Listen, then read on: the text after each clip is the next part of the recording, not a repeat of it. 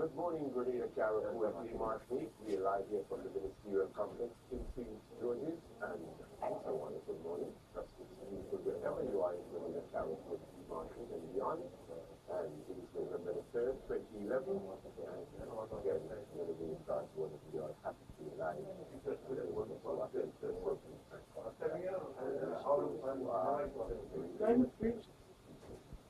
those who are home, respected by something. Certainly what we were this morning, look, we can bring some chairs to you, and prepare to know us a bit more today. Awesome activity that one would remember in your wedding anniversary. We say good morning to you, special morning to you, and certainly wish you well. And above all, you hope your friends and your colleagues join you in some celebration. And those of you who are celebrating a birthday, hope you job let's call our friend from South Africa. She's here, and she's going to talk to us about a pretty interesting subject. We're going to be talking a little later to two people from the International Coastal Cleanup, and we'll be joined a little later by students or lecturers from the TAMCC, the T. Marshall Community College. And we're going to conclude the morning show with Permanent Secretary Victor Bruno, leader Victor Bruno joining us. And in between, we're going to be talking to Jason Roberts, our lone Premier League footballer in England, playing for Blackburn Rovers. We expect him to call Thursday. Barbra, help me pronounce the second name? Denga. Good morning to you. And good morning to you and everyone else as well. Good to see you. It's wonderful. I love your island. I really do. And I'm not saying this as a tourist. Right. But as someone who has a great love for nature and environments that are not overly developed and allowed to just be as beautiful as they are. Good. You also come from a beautiful country. You're from South Africa. I come from South Africa, yes. I think you are from Qatar. It's KZN, KwaZulu-Natal. KwaZulu-Natal. Yes. And the area that I live in has a very similar climate to the island. Good. So it's almost like coming home. Well, it's good to see you, and pretty interesting. You and your husband are here this morning. He was telling me that both of you sailed from South Africa. Yes, we sailed via Grenada to Europe earlier in the year, and we're really glad to have an opportunity to return. That's pretty exciting. How was sailing across the Atlantic, across the Pacific? How was sailing? Just two people? We were four. Four people. We sailed a catamaran. A catamaran, right. And we had the worst weather and the worst sea thinkable. And the last week of our trip, everything that could break and go wrong on the boat did. And the only thing that kept me going was the techniques I've learned to deal with stress. Because a part of me was saying with every single wave that hit the boat, I must have been crazy to do something like this. But it was the most phenomenal thing to be close to nature, which is very close to our hearts, Right. and to realize that there's only one person or one power that rules this world, and it's not human. Great, brother. Good to have you in Grenada. And a pretty interesting career. You are, your profession, change management, conflict resolution, relationship skills, wide variety. But I noticed on this script here that it says you're an astrologer. An astrologer, What is yes. Well, you open up your newspaper or your magazine, and most people will go and read the stars for town. Yes. And if it says nice things about them, they say, wow, this is wonderful. And if they don't agree, they say, oh, this stuff is rubbish. But in actual fact, astrology is a very old science, because up until the year 1700, at the time of Isaac Newton, astrology and astronomy were the same science.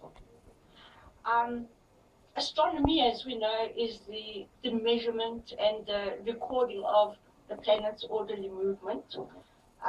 And thanks to astronomy, our satellites orbit the Earth and our space programs continue. Astrologers use exactly the same astronomical data that the astronomers use, but we have gone a step in a different direction.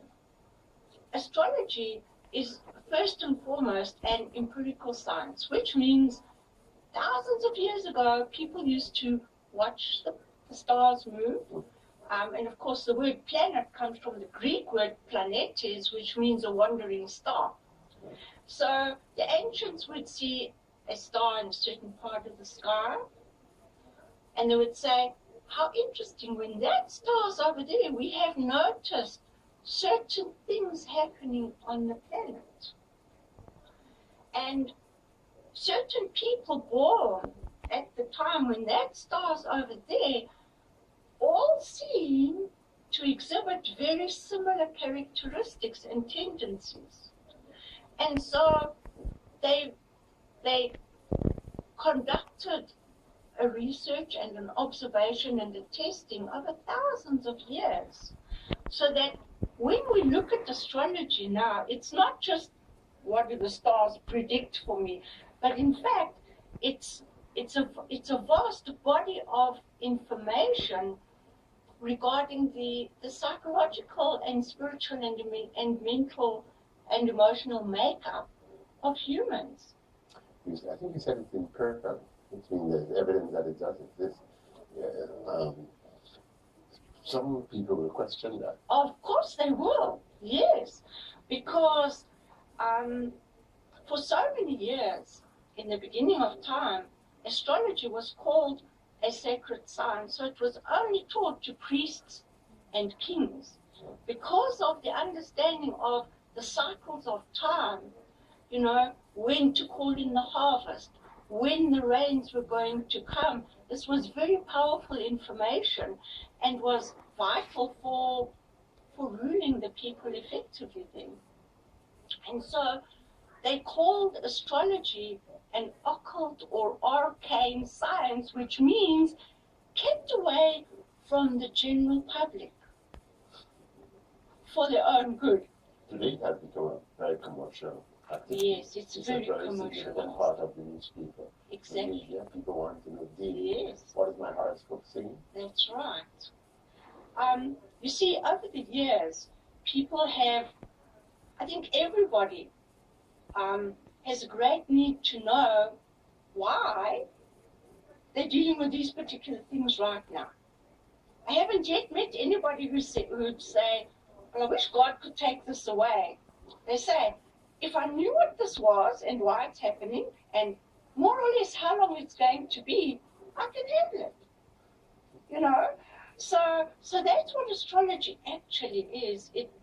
It's a study of the cycles that seem to affect every single person in their life. We all go through times where things go well and things don't go well, and some people will say, yes, it's just bad luck, or you have displeased God, or it's just chaos happening anyway.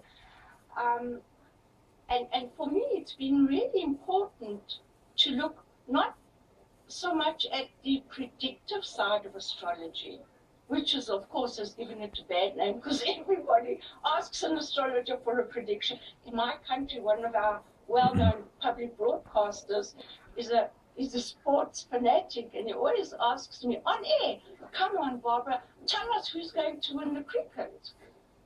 And then I'd say, those things cannot be predicted. What can be predicted? What can be predicted are the cycles. Because if you were to look at the way that the planets move around Earth, each planet takes a certain amount of time to do a complete orbit of the Earth from where a person is. We have the moon, which does a 28.5-day cycle. We have the sun that does a 365-day cycle, 366, if you add up all the odd minutes. We have the planet Mercury, that in astrology rules communication, also zooms around the zodiac, and we'll get to the zodiac as well, because a lot of people can argue about that too. The zodiac sign. The zodiac signs, yes. in the early days, when the zodiac was designed or symbolized, where people started to see pictures in the heavens regarding the stars that made up each collection of planets and stars in the signs, the zodiac, the belt of the zodiac is actually an imaginary belt of signs around the Earth, equal to the Earth's equator. Okay. So if you look at the Milky Way is fairly narrow. So there's a celestial horizon, and there's a celestial equator, and there's an Earth equator. And that's all part of astrological calculations. But what has happened over time is that the Earth has not stayed still in the same spot. The Earth has also moved. So the planetary background has shifted. So when we look at the stars today, the constellation of Aries as we see it now is not in the same place as it was a couple of thousand years ago. So that's really very technical. And for viewers to appreciate the scientific judgments that are made in whoever the writers are with the zodiac sign, because there are people who listen to their hearts on a daily basis. Yes. And determine what they will do. Yes. And I think, in fact, let's take gambling, lottery. Exactly. People would look at their sign and say, look, Yes, is this a good day to gamble? Am I going to win? Am I going to lose? Precisely. Yes, yes. And that is the one thing that serious astrologers take very, very, very close to heart, is that each life is very special. Each person is a unique combination. And each person has the one thing that God can't take back, and that's the gift of free will. Okay, it's a free will, that's for sure. Yes, you see. So astrology, we have a maxim that says stars incline, they do not compel. So even though you may be feeling very good today, the moon might be conjunct Jupiter, which makes you feel great about everything. An astrologer will always say you may be inclined to take risks. Some of them may be foolish and some of them work out. It's your choice how you decide to work with these. But humans tend to be a lazy lot. And it's very, very rare to have somebody say, wow, I really feel good about gambling, and I have members in my family that gamble, so I understand that. Let me just wait for this urge to pass. As I said, humans are pretty lazy, and they'll much rather do what feels good right now and worry about the consequences afterwards. And that's what astrologers attempt to do, is to give people guidance as to how long these cycles of optimism or depression and constriction are going to last, so that the person can make better decisions for his or her life. People in Greece must be doing that. Well, there's actually a very, very interesting planetary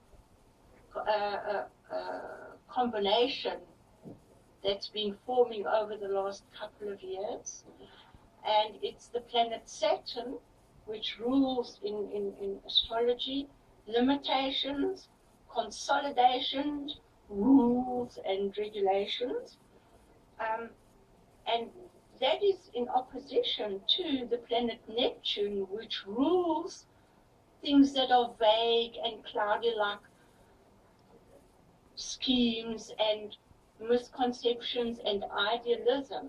So what we have here is the planet Neptune that inspires people to be spiritual, unrealistic, idealistic. Yes, it'll all come right. No, we don't really have to worry about that. And Saturn is saying, oh yes, we do need to worry about that. We need to know, what are you going to do about that? And if you've read your local newspaper, on the front page is an article that says exactly what the planets have been indicating, what we believe and what we didn't do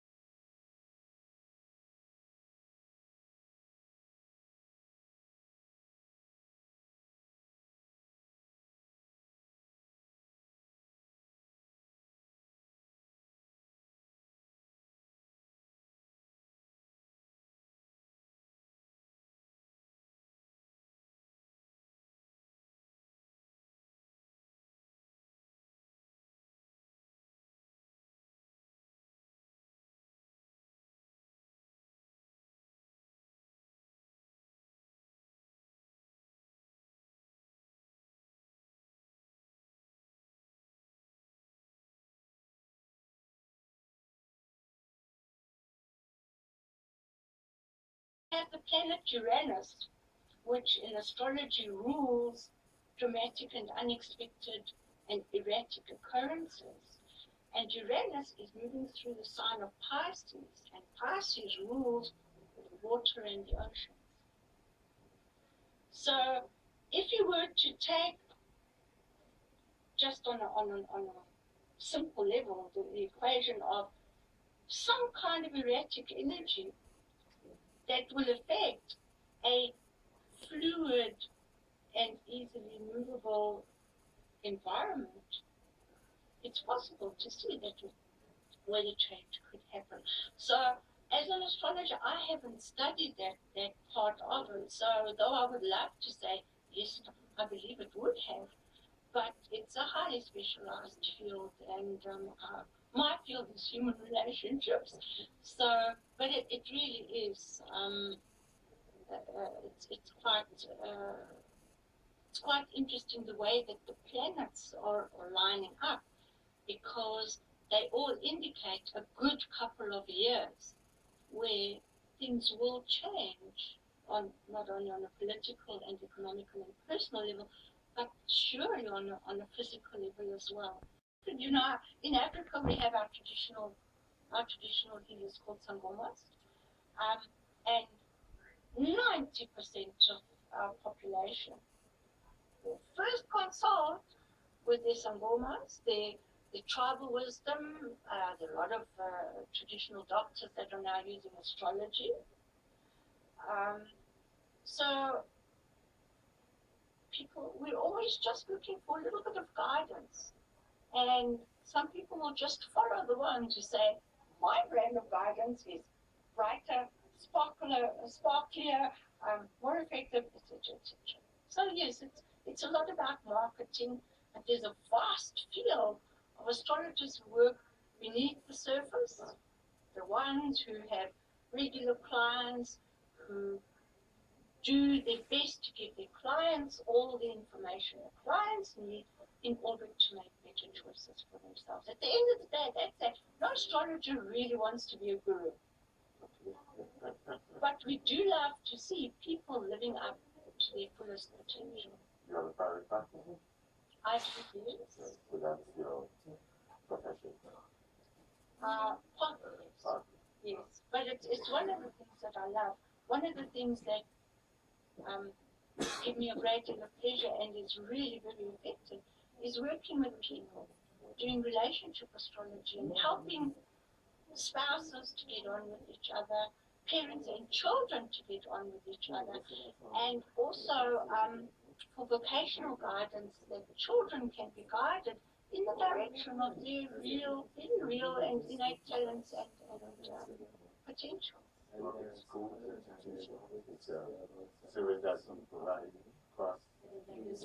Not just schools, because you must understand schools are run by the ministries of education, and so we need something scientific for that. But it ties in very, very nicely with the vocational guidance that is already given in the school, because the vocational teachers may say, well, according to the questionnaires, the child has these kind of skills, but sometimes the child has other talents that eventually will become the chief choice of a career in life. And it's our joy when a child isn't comfortable with what they have been given, to look at other options so that the child and the parent can make good decisions for themselves. Well, I wish you the very best. You're going to be here for a little while again. I believe I will be. All right, good. I'm going to see you back. You and your husband going to see you back again. I believe you will. How many days it took you? You and your... To sail from South Africa to Europe. We were on the boat for just over 7 months. Yes. We sailed an old boat, so we spent a lot of time fixing it. That's very adventurous. Well, you know, there's a fine line between adventurous and just plain crazy, and I haven't figured out which one is which. But it was a wonderful experience. Both of you look very happy, very content. So I believe it would have been a wonderful experience despite the many challenges. Well, yes. Thank you. Good to have you, and let me wish you well. And Barbra is from South Africa. In the 15 to 20 minutes. We in the Caribbean are very familiar with cricket. Rugby, they do the rugby in Stanley. They were from New Zealand. You reach a quarter to semi-final. So you have New Zealand won the World Cup. You have women's rugby too. And of course, you follow both of us. You follow cricket too? I must admit, not really, because my father used to play club cricket when I was a child, and it was very boring. I've seen a whole. We like it. You follow Jack Caddison, everybody else. But good to have you. Thank you. I wish you a safe passage back and continue to enjoy Grenada. It's great to have you. Thank you so much. Good morning to your husband who's listening and watching us. It is 28 minutes to 8. This is Spice Morning for November the 3rd. If you're leaving us now, we want to wish you well on the job. Whatever you're doing, maybe you're leaving for the beach or the gym, we certainly want to wish you well, and because that will be a wonderful thing for you. We're going to take a break and we'll come back with more in a moment.